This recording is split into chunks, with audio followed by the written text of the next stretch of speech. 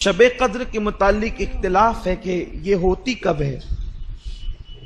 کچھ لوگوں نے کہا کہ یہ 23ویں تاریخ کو ہوتی، اس لیے بعض صحابہ 23 کو عبادت کرتے تھے۔ کچھ نے کہا کہ وہ 25 کو ہوتی ہے، کچھ نے کہا کہ وہ 27 کو ہوتی ہے، کچھ نے کہا کہ 29 کو ہوتی ہے، کچھ نے کہا کہ یہ آخری عشرے کی کسی بھی رات میں ہوتی ہے، یا 21 کو ہوگی یا 22 کو ہوگی یا 23 کو ہوگی یا 24 کو یا 25 کو، 26 کو، 27 کو، 29 کو، کبھی بھی ہو۔ کچھ لوگوں نے کہا کہ نہیں، صرف یہ آخری عشرے میں 5 طاق راتوں میں ہوتی ہے، 21، 23، 25، 27، 29۔ اور بعض لوگ کہتے ہیں کہ وہ 27 ہی کو ہوتی ہے، وہ کچھ دلیل پیش کرتے ہیں۔ ایک دلیل تو یہ حدیث پاک ہے کہ اللہ کے حبیب صلی اللہ علیہ وآلہ وسلم نے 21ویں شب چھوڑ دی، 23ویں کو حضور صحابہ کے ساتھ مسجد میں قیام کے لیے، چونکہ معتکف تو رہتے ہی تھے، قیام کے لیے کھڑے ہوئے اور تھوڑی دیر عبادت کی ہوگی کہ فرمایا کہ جس رات کو تم تلاش کر رہے ہو وہ آج نہیں ہے، وہ اس کے بعد آئے گی۔ تو 23 کو عبادت کی تھوڑی دیر، اور اس کے بعد ان کو آزاد کر دیا صحابہ کو کہ یہ آج نہیں، جسے تلاش کر رہے ہو اس کے بعد آئے گی۔ پھر لوگ اپنے طور پہ عبادتیں کرنے لگے یا گھروں کو چلے گئے جو معتکف نہیں تھے۔ آقا کی تو ہر رات عبادت میں ہی گزرتی تھی۔ پھر فرمایا 24 چھوڑ دیا اور 25 کو آدھی رات تک عبادت کی۔ پھر فرمایا کہ جسے تم ڈھونڈ رہے وہ آج نہیں ہے، وہ اس کے بعد ہے۔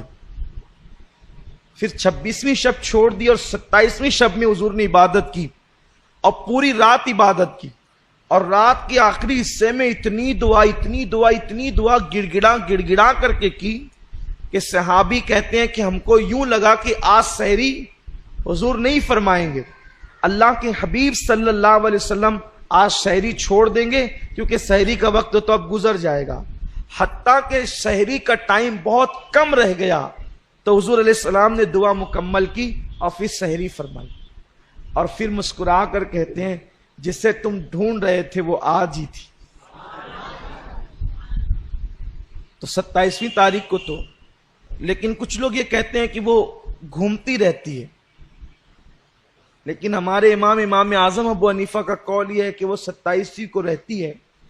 اصل میں یہ بتایا اس لیے نہیں گیا ہے کہ لوگ جو ہے وہ پھر 27ویں ہی کو عبادت کریں گے اور دوسری راتوں کو چھوڑ دیں گے۔ یہ اس دور میں کہا تھا کہ بتایا نہیں گیا کہ لوگ اسی 27ویں کو کریں گے اور چھوڑ دیں گے، لیکن آج تو حال یہ ہے کہ اگر متعین کر دو کہ 27 ہے تو اس میں بھی نہیں کرتے، ذوق ہی نہیں رہا، شوق ہی نہیں رہا عبادت کا، الا ماشاء اللہ۔ کچھ لوگ یہ کہتے ہیں قرآن خود اشارہ دے رہا ہے کہ شب قدر 27ویں کو ہوتی ہے۔ قرآن میں جو سورہ قدر ہے اس میں لیلۃ القدر 3 مرتبہ آیا ہے، اور اس کے کلمے ہیں 9، تو اگر 3 کو 9 سے ضرب دیں تو 27 بنتے ہیں، اس لیے یہ 27ویں شب کو ہی شب قدر ہوتی ہے۔ دوسری بات یہ ہے کہ اللہ کو طاق عدد بہت پسند ہے، 1، 3، 5، 7، 9، 11، 13، یہ طاق عدد اللہ کو پسند ہے۔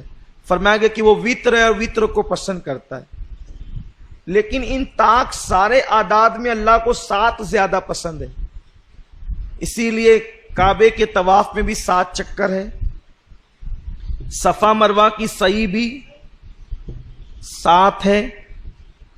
آپ اسی طرح دیکھتے چلے جائیں، اللہ تبارک و تعالیٰ نے طاق عدد کو پسند کیا اور اس طاق میں 7 کو زیادہ پسند کیا۔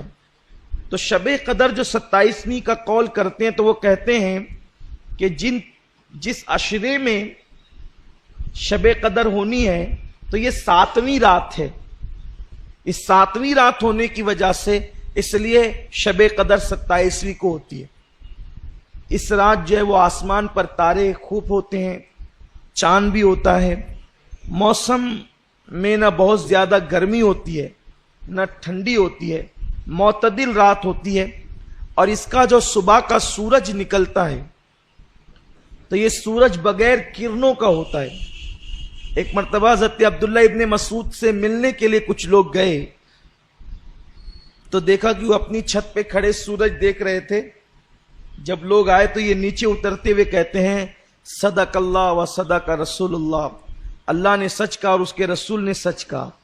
تو لوگوں نے کہا کیا بات ہوئی؟ تو کہا کہ میں نے حضور سے سنا تھا کہ جو شب قدر ہوگی اس کا صبح کا سورج بغیر کرنوں کے ہوگا، سفید سورج نکلتا ہے۔ تو میں دیکھ رہا ہوں کہ رات میں نے ساری علامتیں دیکھی شب قدر کی، تو صبح دیکھا تو سورج بغیر کرنوں کا تھا، اسی لیے کہا کہ اللہ کے رسول نے سچ کہا اور اللہ نے سچ فرمایا۔